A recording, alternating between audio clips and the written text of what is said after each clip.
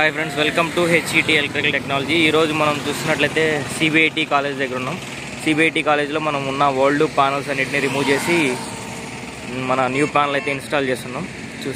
లోపలికి వెళ్ళి panel power రూమ్లోకి వెళ్ళి చూద్దాం. ఇదైతే మనకి సిబిఐటి కాలేజ్ అనమాట. చూస్తున్నారు కదా, మనం ఇప్పుడు లోపలికి వచ్చున్నాం. ఈ రైట్ సైడ్ ఉన్నదంతా మనకి కాలేజ్.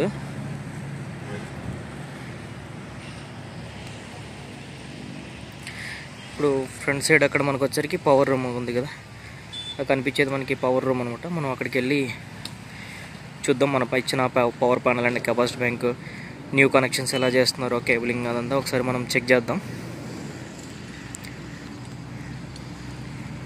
ఇదంతా కూడా మనకి రైట్ సైడ్ అంతా కూడా కాలేజ్.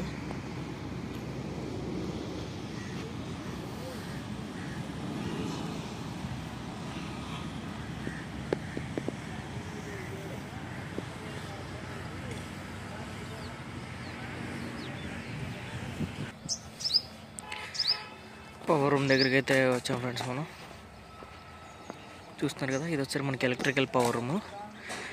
మనం చేసిన ప్యానల్ కోసమే ఈ పవర్ రూమ్ అనేది వాళ్ళు వేస్తున్నారు.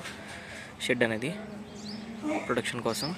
లోపలికి వెళ్ళి చూద్దాం. మొత్తం లోపలికి అయితే వెళ్తున్నాం ఫ్రెండ్స్. మనం చూస్తున్నారు కదా, లోపల వచ్చేసరికి మనం పీసీసీ ప్యానల్ ఈ విధంగా ఇచ్చున్నాం పవర్ రూమ్లో. ఇది వచ్చేసరికి మనకి కెపాసిటీ బ్యాంక్,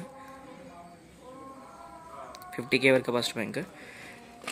ప్రజెంట్ వీళ్ళకి లాస్ట్ టైం ఉన్న జనరేటర్ వచ్చేసరికి ఇది ఉంది 60 kV. తర్వాత 125 కొత్తది తీసుకున్నారు. సెకండ్స్లో ఇంకో 125 అనేది తీసుకున్నారు. కొత్తది కాదు, ఇది సెకండ్స్లో తీసుకున్నారు అనుకుంటా.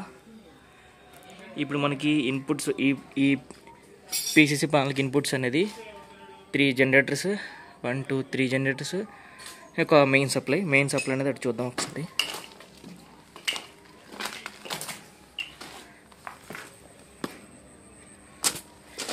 ఇప్పుడు చూసినట్లయితే మనకి 11 kV హెచ్డి యాడ్ అనమాట. 11 kV ఏబీ స్విచ్ చివరి ఉన్నది. అక్కడ నుంచి మనకి హెచ్వీఎస్కి వచ్చింది, హెచ్వీఎస్ సెట్. అక్కడ నుంచి సిటీపీటీకి డ్రాప్ అయింది. సిటీపీ నుంచి మీటరింగ్ వచ్చింది. సిటీపీటీ అవుట్పుట్ వచ్చేసరికి మనకి ఇక్కడ ఏబీ స్విచ్ ఉంది కదా పైన టాప్లో, మీరు చూసినట్టు ఏబీ స్విచ్, లైట్నింగ్ అరెస్టర్స్, హెచ్వీఎస్ ద్వారా మనకి కేబుల్ డైరెక్ట్ ట్రాన్స్ఫార్మర్కి అనేది కనెక్ట్ అయింది. చూసినట్లయితే ఈ ట్రాన్స్ఫార్మర్ అవుట్పుట్ అనేది మనకి వీళ్ళు ఇప్పటి వరకు ఈ కాలేజ్ అనేది మనకి ఈ చిన్న బాక్స్ మీద అనేది రన్ చేసుకున్నారు. చూస్తున్నారు కదా, కేబుల్స్ అన్నీ ఒకటే దగ్గర కనెక్ట్ చేసి ట్రాన్స్ఫార్మర్ నుంచి ఇక్కడికి ఇచ్చారు కనెక్షన్. ఇక్కడ నుంచి అన్నీ ఇదే బస్ బార్ బాక్స్ నుంచి మొత్తం ప్రతి బ్లాక్ అనేది కేబుల్స్ అనేది తీసుకెళ్ళిపోయారు వాళ్ళు. చూస్తున్నారు కదా, బ్లాక్స్ అయితే మనకి ఆ విధంగా అక్కడ ఉంది. ఇదొక బ్లాక్, అదొక బ్లాక్, అటు సైడ్ క్యాంటీన్, మొత్తం అంతా కూడా ఈ బస్ బార్ బాక్స్ నుంచే ఇదైనాయి. ఇది వచ్చరికి వీళ్ళకి చేంజ్ ఓవర్ బాక్స్ అనమాట. లాస్ట్ టైం ఈ ఒక చేంజ్ ఓవర్ ద్వారానే మొత్తం ఆపరేట్ చేసేవాళ్ళు.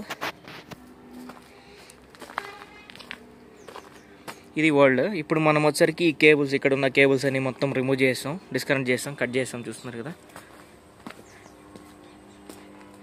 ఈ బాక్స్కి వెళ్ళే ఇన్పుట్ సప్లై మొత్తం అంతా కూడా మనం కటింగ్ చేస్తాం కేబుల్స్ అన్ని. జస్ట్ ఇప్పుడు ఒక కొత్త కేబుల్ ట్రాన్స్ఫార్మర్కి ఇన్పుట్ ఇచ్చున్నాం.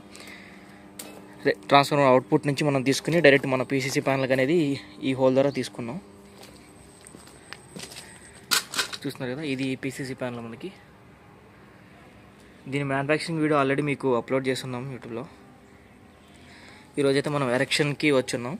ఎరెక్షన్ మన స్కోప్ లేదు, కస్టమర్ స్కోపే. కాకపోతే ఇది 3 DGs ఉన్నాయి కదా, ఎలా మాన్యువల్గా ఆపరేట్ చేసుకోవాలని ఎక్స్ప్లెయిన్ చేయడానికి మనం ఇక్కడికి వచ్చున్నాం అనమాట. బ్యాక్ సైడ్ డోర్స్ ఒకసారి ఓపెన్ చేసి చూద్దాం. చూస్తున్నారు కదా, బ్యాక్ సైడ్ మొత్తం మనం ఓపెన్ చేసి చూస్తే ఈ విధంగా ఉంది ప్యానల్.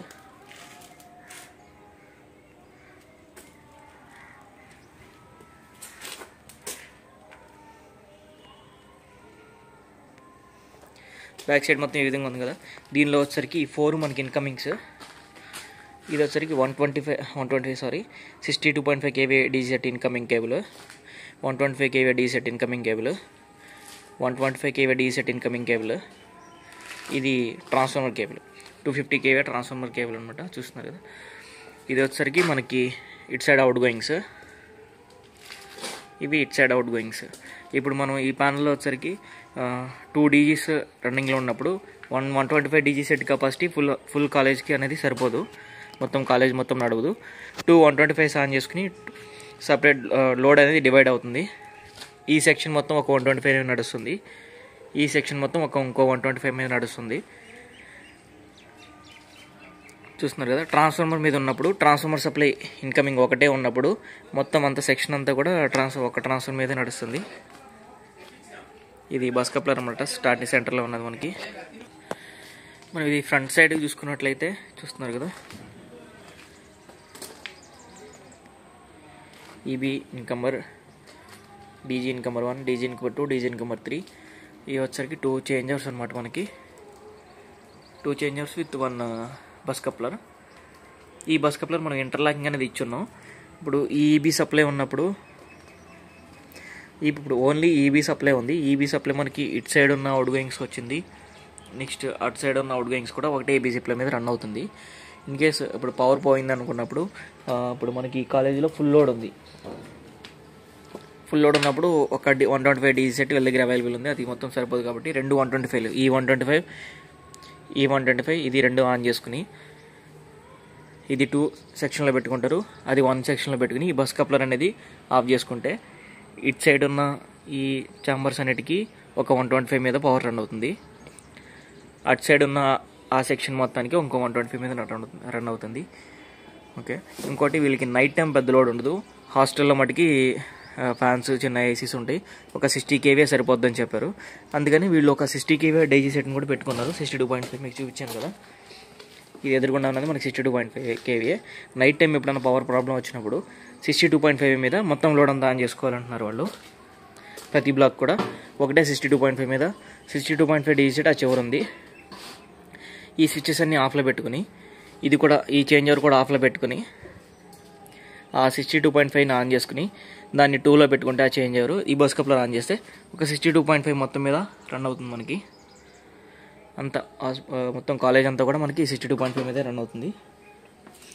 ఇంకా ఇది కెపాసిటీ బ్యాంక్ వచ్చేసరికి మనం జస్ట్ సప్లై ఇచ్చున్నాం, లోడ్ లేదు కాబట్టి ప్రోగ్రామింగ్ ఇంకా ఏం చేయలేదు. ఇది ఫ్రెండ్స్,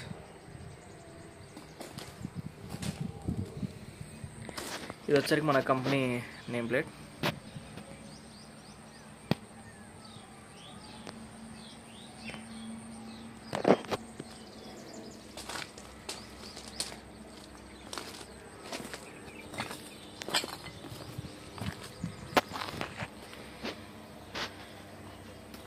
ఈరోజు మన విజిట్ అయితే ఈ విధంగా ఉంది.